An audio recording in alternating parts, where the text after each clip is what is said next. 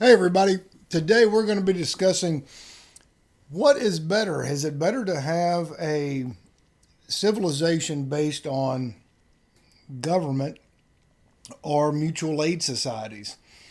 And meaning more city states like Florence, Italy used to be, or Naples, or most places, small tribes, instead of a more centralized government that dictates the rules to many. Because as we all know, democracies do not work.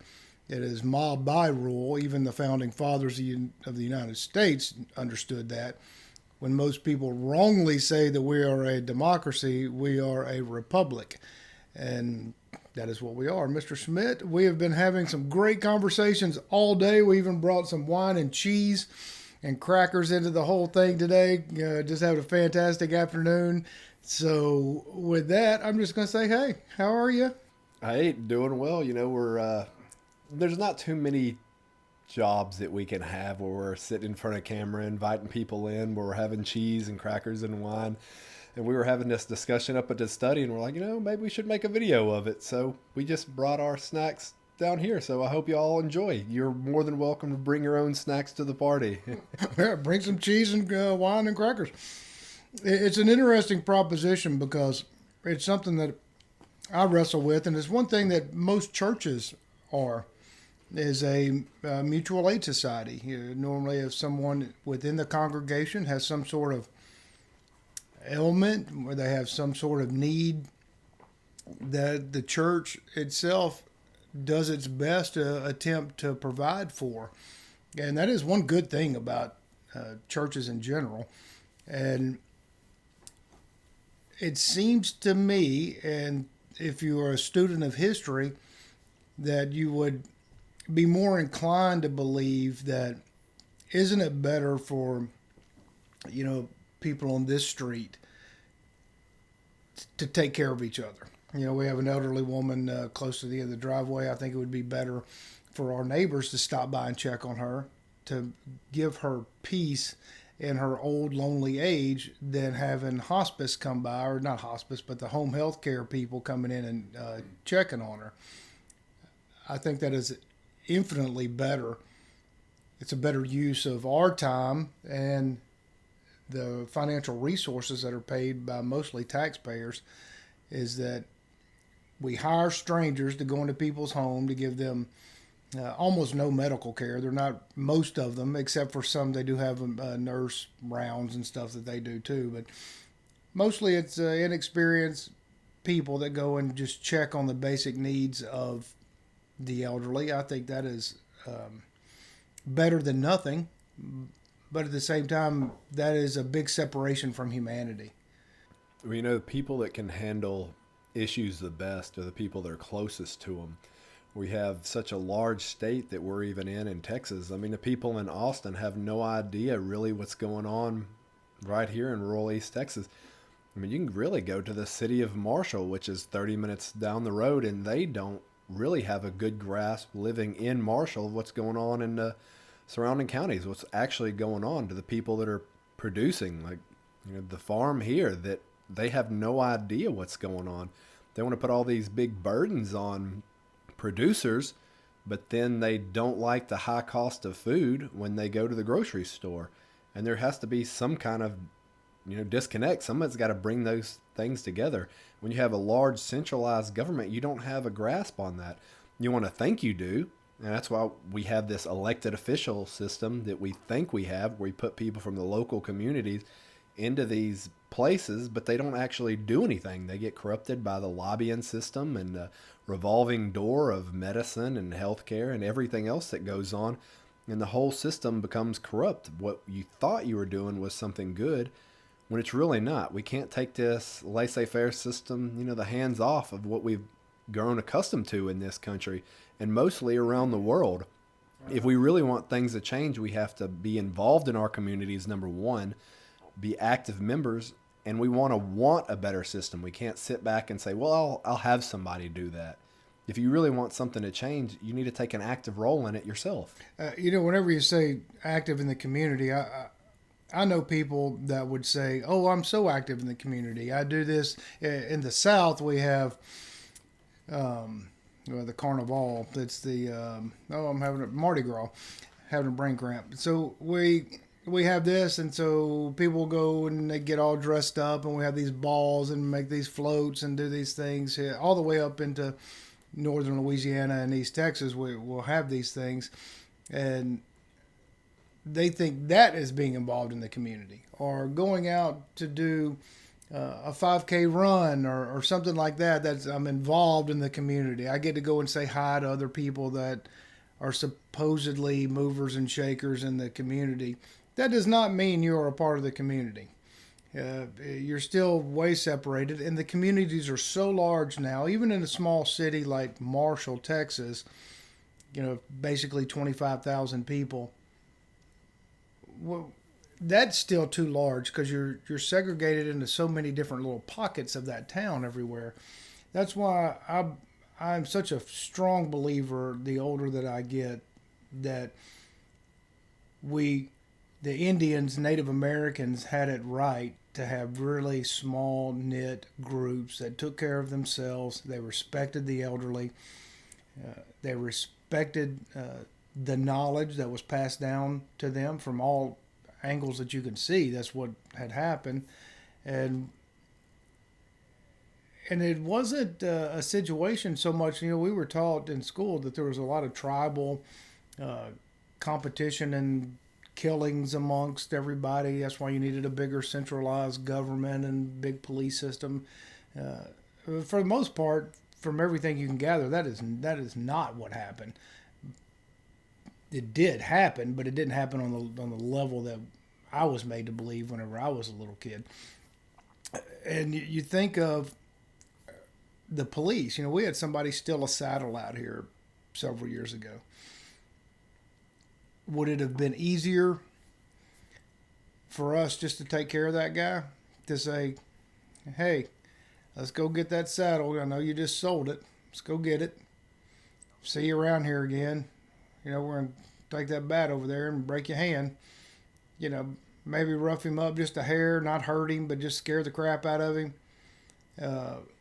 Is that better than waiting 30, 45 minutes, an hour for the police to show up? And here it's the sheriff's department, which they were fine. They were nice and respectful and took care of it.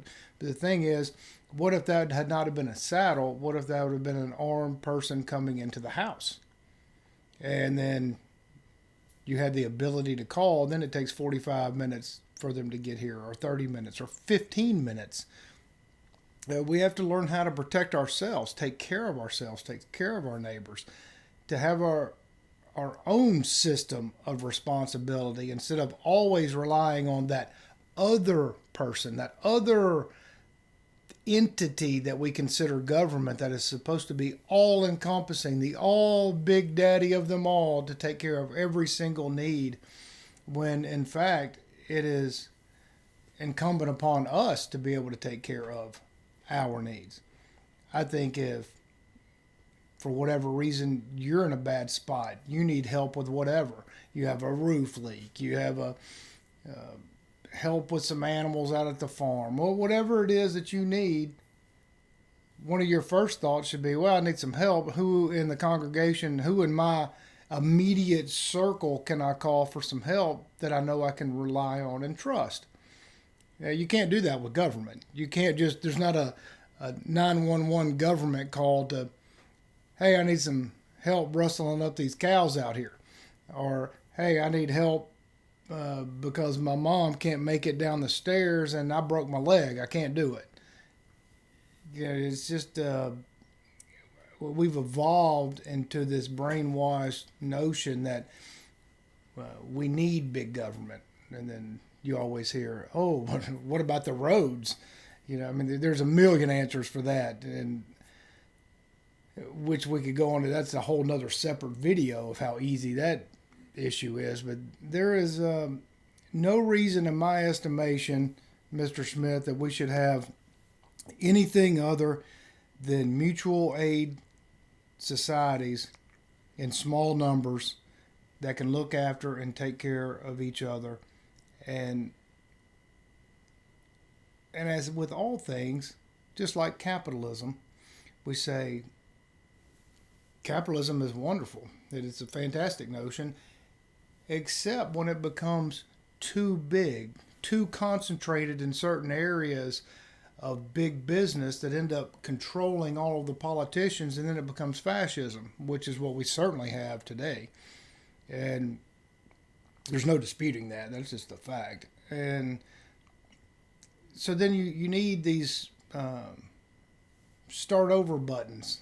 You say, hey, that's not how this is going to play. And if we were able to do like the Native Indians or the Aborigines or a lot of these other ones, I'm not saying go back to that lifestyle. I'm saying more like Amish and the Mennonites. I mean, boy, do they ever have it right where they take care of their own and they live very nicely. Well, see, that's one of the problems that we really face. Then you go back to the education system of how warped that we're taught to think about ourselves and everyone else that lives in our community. I mean, we have this big class separation that's going on right now where we want to have two different classes of people in our country and around the world. And we have these mass media outlets that have, they're paid by certain people to put out a certain narrative. Well, you have a problem.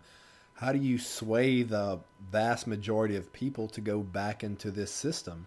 I mean, they're already so dependent on that. Oh, I'll call these people if this goes wrong. Or, it's nice to think that I would like to have a big family and they'll come to my aid when I'm older, but that's not what happens. We force our elderly into the nursing homes. We force our kids into child care systems where not even our own families are raising children anymore.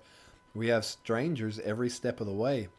And we have the Liberal Party in the United States that wants to make more of that. We want to have more education systems that are set up by the state and less reliance on the individual and less reliance on the community. We want to add 2 more years of education, which sounds great on the surface, but what it really is strangers teaching your kids their sense of morality, their sense of justice, their sense of community that has shaped and molded them through the entire course of their life. I mean, you have a huge problem set up right there that you group these children together in these small groups. Not necessarily in small group size, like small class size is a good idea, but you have them set up by ages where this age really only intermingles with this age. Once you get into the real world, that's not what happens. You're not segregated in, well, I'm 12, I'm only around 12 and 13-year-olds. You have to be in a community where you have to talk and be with people that are all different ages and all different walks of life. Why wouldn't we just promote that as being good and start off from that point instead of where we're at now, where we're trying to classify everybody and put them into this little section? If you have this, you go here. If you're a jock, you go there. And that's the way that our current system is set up. So what we're really struggling with, and which I hope y'all are all struggling with this at home, and you want to make a difference of how do we bring back the community spirit? Yeah, and I think the community should not be rallied around because your football team happens to be the Saints or the Cowboys or the Packers or whatever. I don't know, that's about all the football teams I know. Why would that be? A lot of people think that, I am that team, I am that community because I do that particular sports thing. I am a part of that community, but that's not what we're talking about. We're talking about a very minute level of having your kids taken care of by people that you know and you know exactly what they're doing. Not somebody that you went to high school that's now a teacher that your son happens to be in their same class or grade or whatever, and y'all know each other, so you think you know what they're being taught. I'm not suggesting any of that. I'm talking about really knowing. You know the curriculum. You know what is happening.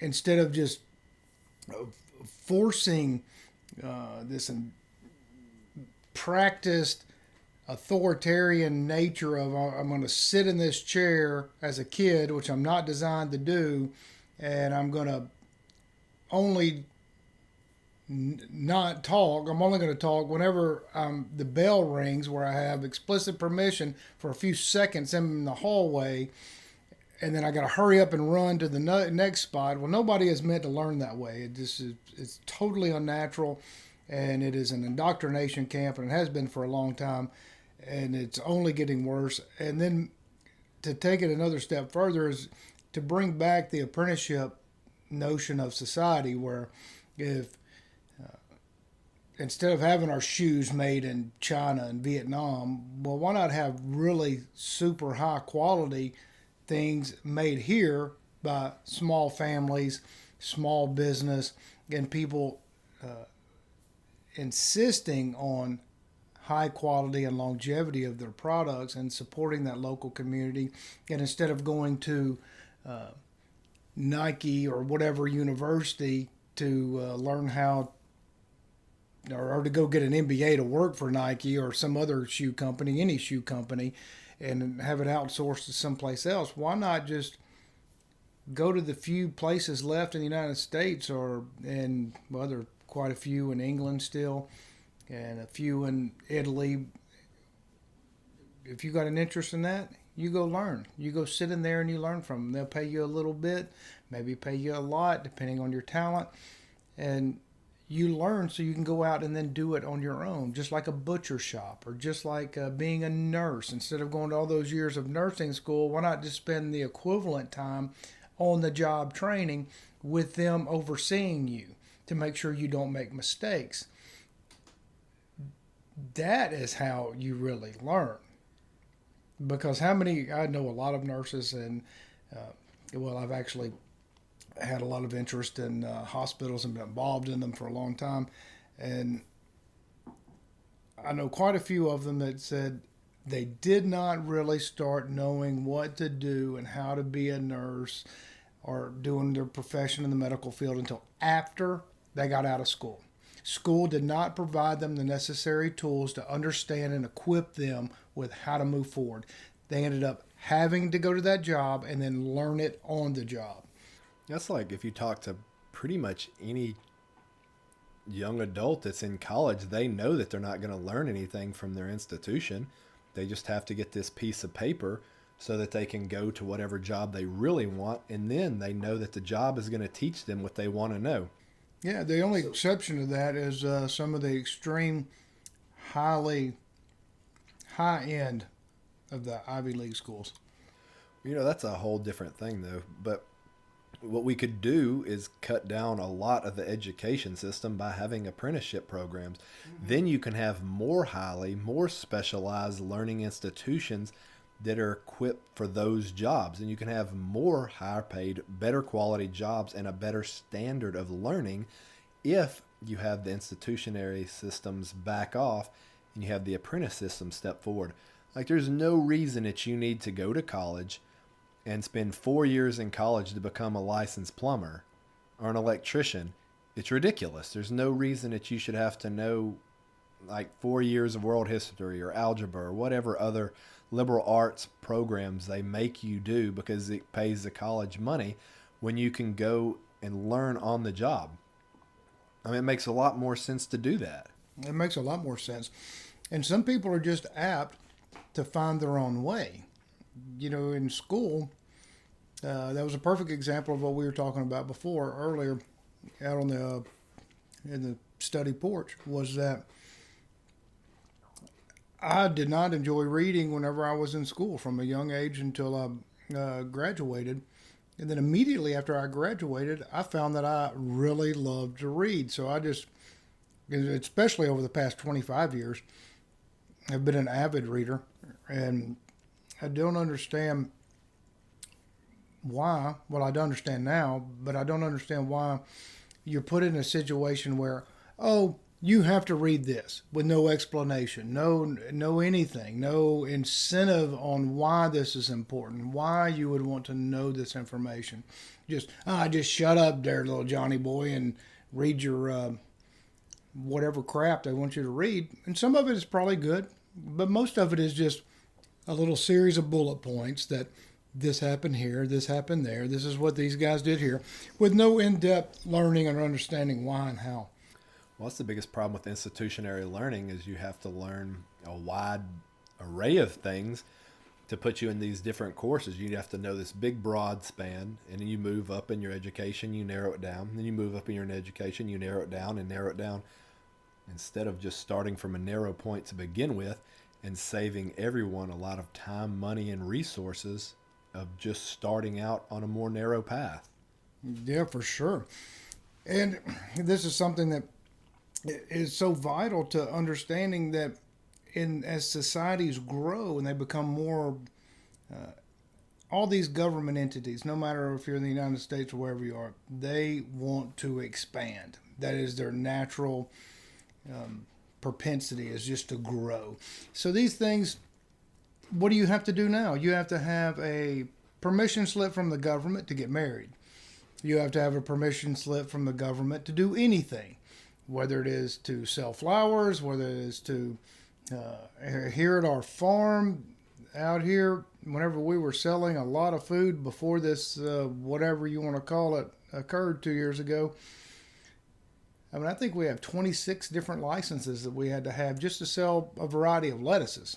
And it was just, it's all absurd. It's absurd. And people say, oh, well, you need regulation, you need that. I would say, yes, that's not a bad idea if it wasn't just a fee. We didn't get inspected. We didn't get any help. We didn't say, when they come out here, they go, oh, God, this place is so clean. Y'all really do everything well. Y'all have everything separated and organized in such good ways. Other than the organic certification, other than that, all these other different fees that were put upon us as licenses from the government were just fees. I never saw any of them. I'm glad I didn't, because never one time do they come out and say and mean it that I'm here to help you. I'm just here to help. That's never the case. They're here to extort. And so if you were able to have, I know it's a pipe dream thinking about some type of utopia instead of the dystopia that we're traveling quickly into, it is possible. It has happened throughout humankind, of small civilizations, small communities working together, promoting each other, helping each other, working in a mutual aid society. It has been proven to work all over the world, and actually there are thousands of them started and working on small farms and small areas all around the globe. And I hope that movement continues in a large way.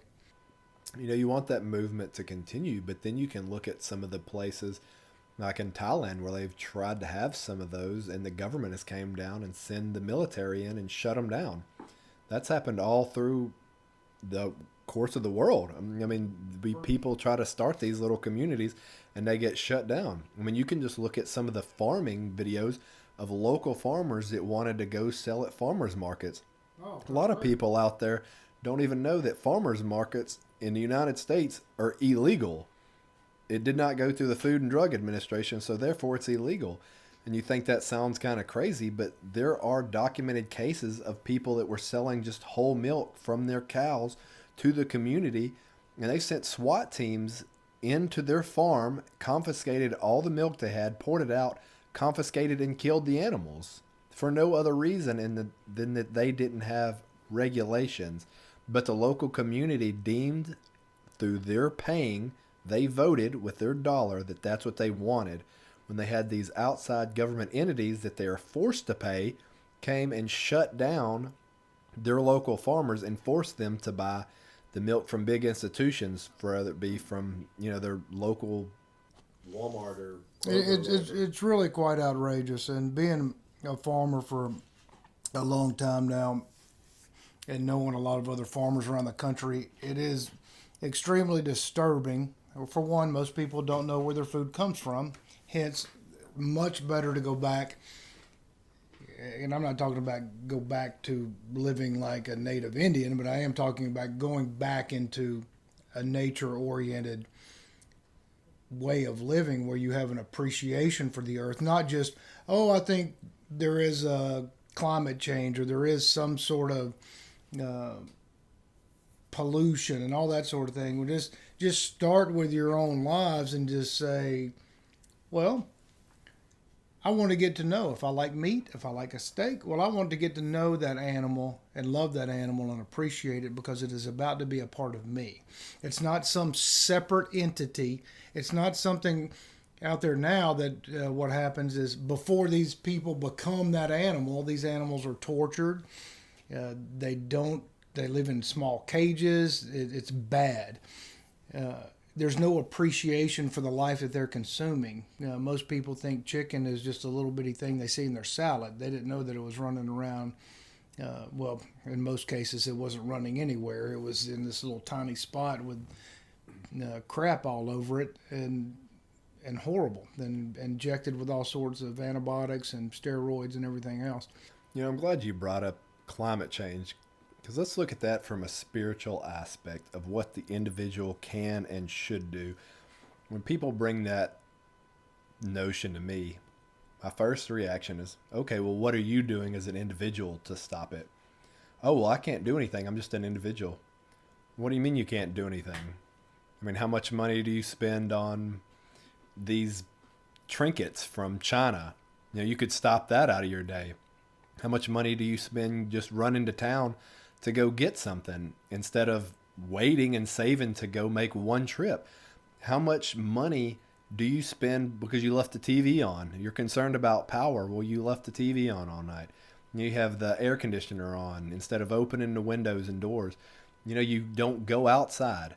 You say, oh, well, I really have a concern about climate change, but then you don't realize your morning cup of coffee, how much energy and resources that uses, or your hamburger that you go to McDonald's or Burger King or the other ones. You don't realize how much that's taken up from the climate. So you say, well, what are you doing? Well, you as an individual, if you take all the products that you use on a daily basis, how much energy is you as an individual? What are you doing? I mean, as the United States, we're a very small country compared to the global population. We use 1/5 of the world's resources. 1/5 of the world's resources. We have 320 million people. That would make us the third most densely populated country. But we have China and India that massively outdo us. Then you look at our land mass. I mean, we have a huge land mass. We're the third biggest country in size of land mass. But you use 1/5 of the global resources? Yeah, we got Russia, then Russia, Canada, then the United States, and then Brazil would be 4. Yeah, it is. It's staggering to think. Just simple things too that you might consider is instead of going to the grocery store and using their plastic bags or their paper bags, why not just take your own bags? Yeah. You can buy them for a few dollars each, and they're reusable, and you can use them forever.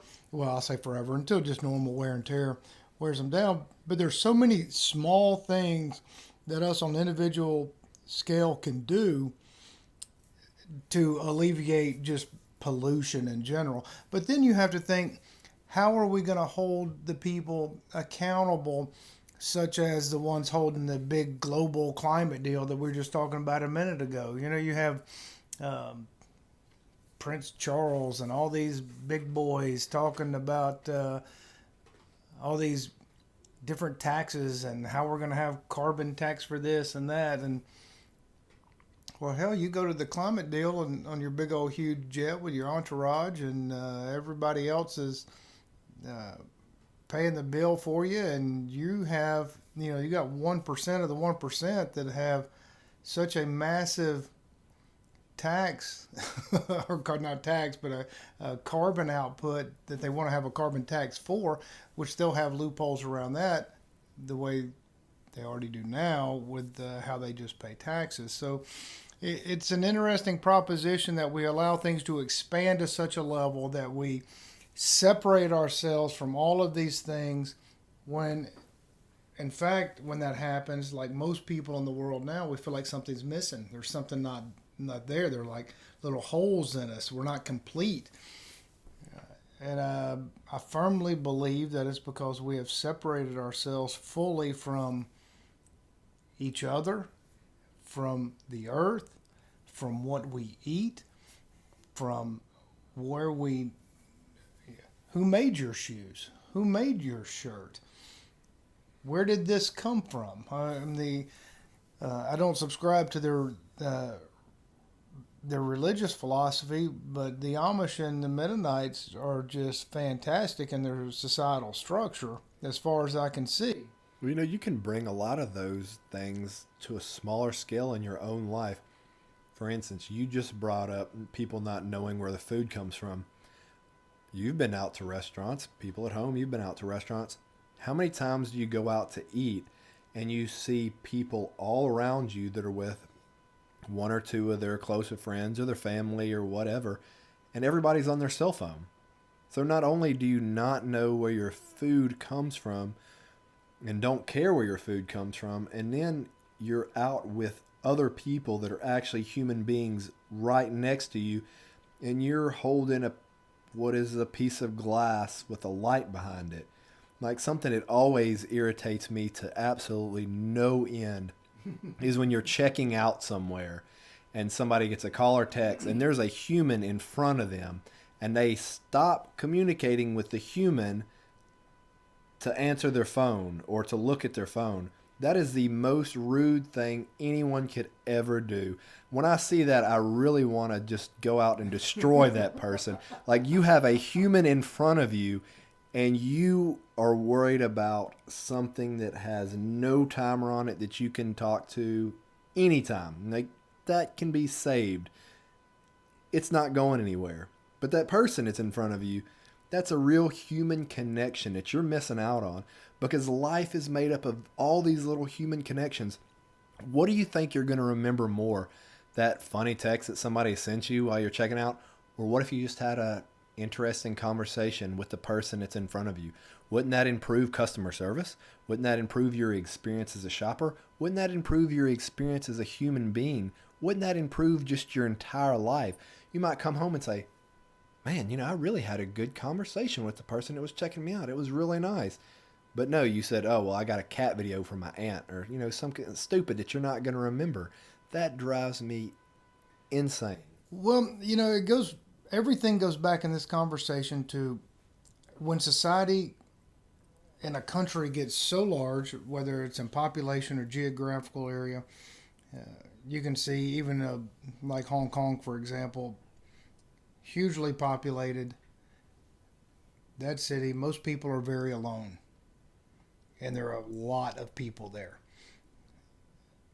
And that is the same thing that's happening in all Western civilization and all over the world, is that we are becoming more and more detached when the cure is obviously right in front of us, is to become more attached to each other in mutual aid, mutual benefit, where not necessarily in some sort of weirdo way where I'll do this favor for you, but I'm expecting one back. Not that at all. Just, you're a human being. We are in this close-knit area. We know each other. I'll help you. I expect you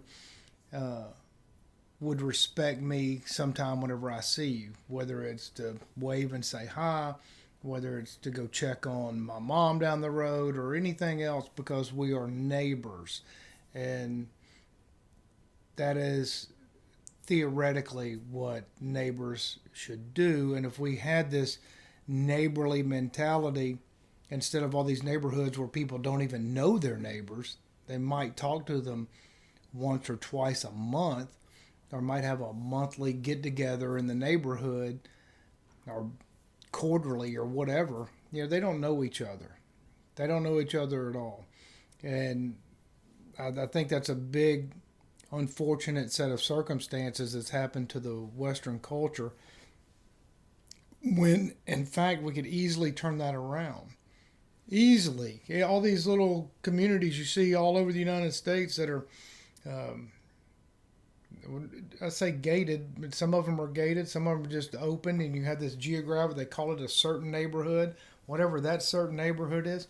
Why can't they get together and teach their own kids? Why can't they get together and go check on the elderly? Why can't they get together and do just wonderful things to enhance humanity? I think they can. I don't think that they've been shown how. I think they've been brainwashed to thinking that's not possible and not prudent, because why would we do that? Why would we go make sure everybody in our neighborhood's safe when we have, the police that'll be here in 10 minutes after somebody's already been raped or murdered or whatever, and then, we can write a report about it. There are better ways to function as humans, and I think we should start exploring those in the ways we've been talking about today. We know from the side of governments is they don't want that kind of action. If you can defend yourself and if you can come together as a community, then you don't need them. It's in their best interest to keep us separated. It's in their best interest to keep us thinking about other things. It's in their best interest to have you relying on them. They're a parasite. What we're talking about is getting rid of a parasite. A parasite is something that lives inside you and drains your life energy to sustain itself. Without us, it cannot be sustainable. So what we can do is come together as a community and build on those bonds. I mean, look at through the course of human history, when things were going bad, people banded together to make a difference. That's what the whole revolution was founded on, and every other revolution that's ever been a part of history, people coming together. And now, since we've got this far in time, and writing has become more and more common, and reading is more and more common, the people that make and control our lives know the events of the past, and they have a better plan of how to separate us from our past. We want to select people that run everything to know the past and where it comes from and what the human spirit entails. And we want to keep that away from the mass population. Because if we can keep that away from the mass population, we can control them in a better way. We don't want them banding together. We want to be and live as a parasite, where it's a really simple fix. Cut the parasite out and form and grow the community bonds. That's exactly right. It could not have been better said, I don't believe, Mr. Schmidt, because in this day and age, we need small communities. And it is amazing what happens. I am 100% certain of this, that whenever we take away that illusion of Big Brother protecting me, that we are more apt to be friendly. We're more apt to be open and have a reciprocal relationship with each other in various ways that promote mutual benefit and aid. Well, you have to be. You have to be, or all of a sudden you start to get big bullies come up and overcome everyone, which is a very easy fix. But you have a better mentality and an easier way of doing things, and people can find ways to help each other, and it just works out. Of course, there's problems with everything, but the bigger that a government gets, the bigger the problems. And we can see that right now all over the world. Again, just think of it as a parasite. The bigger a parasite gets, the more problems it causes. That's exactly right. Well, Mr. Schmidt, I enjoyed our conversation today. It is one that has been on my mind all afternoon. So if y'all enjoy us, go see us at Rumble, BitChute, of course, YouTube. We're on a bunch of other places, and of course, Mystics of Texas. And if you want to come out and enjoy some wine and cheese and crackers with us, just go to our website, mysticsoftexas.com. Call us, let us know you're coming, and we'll make plans to see you then. Mr. Schmidt, you got anything? That's all I got. Have a good day.